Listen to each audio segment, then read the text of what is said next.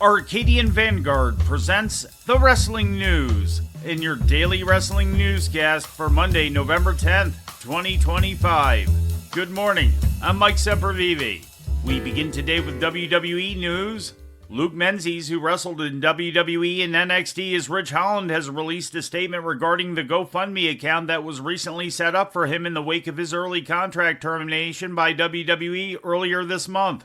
Menzies clarified that the account was set up by a family member without his knowledge and that he would be shutting it down, donating any proceeds received thus far to charity.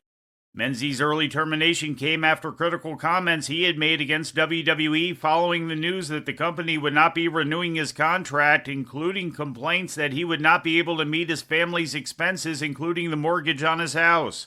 Rapper and music producer Westside Gunn has had a public falling out with WWE, putting out a social media post yesterday that was highly critical of the company. In it, Gunn mentioned being kicked out of a taping of Monday Night Raw in his hometown of Buffalo, New York this past March, where he had paid $5,000 for ringside seats. Tensions between Gunn and WWE continued after the company sent him a cease and desist letter for using its intellectual property without permission, including samples of WWE audio in his songs, and 2 album covers featuring pictures of Million Dollar Man Ted DiBiase and Virgil released in August. In addition to his work in the music industry, Gunn is also a wrestling promoter himself and operates Fourth Rope Wrestling, which has promoted events throughout the United States and France.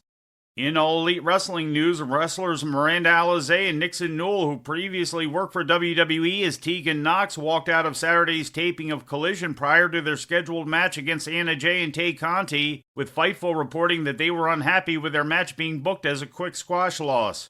Maya World and Hyan were tapped to replace Alizé and Newell on the fly, losing to Conti and Jay in 3 minutes. Following reports of the walkout, another incident was reported pertaining to Alizé and Newell's AEW debut match on the previous episode of Collision against Megan Bayne and Marina Shafir, in which they were allegedly unhappy with being booked in a similar manner and with the lack of selling on the part of Shafir and Bayne, leading to some awkward spots and issues with cooperation during the match. In a statement to Fightful, Newell denied that there had been a disagreement during the previous week's show, stating, quote, "No, we had no disagreement. Miranda and I are really the only ones who have the details about how yesterday went," end quote. And before we leave you today, we'd like to remind you that however you consume your content, you can find the wrestling news 24 hours a day and 7 days a week across social media. On Twitter, follow us at Wrestling News AV. Our Facebook page is also Wrestling News AV. The Wrestling News can also be found on the Arcadian Vanguard YouTube page. And for those who utilize Amazon Echo devices, just tell Alexa to play the Wrestling News podcast. And remember to make sure you add podcast at the end. Once again, for daily updates, breaking news, and more, follow the Wrestling News across social media. And that's the news for today. If anything happens, we will be here to tell you about it.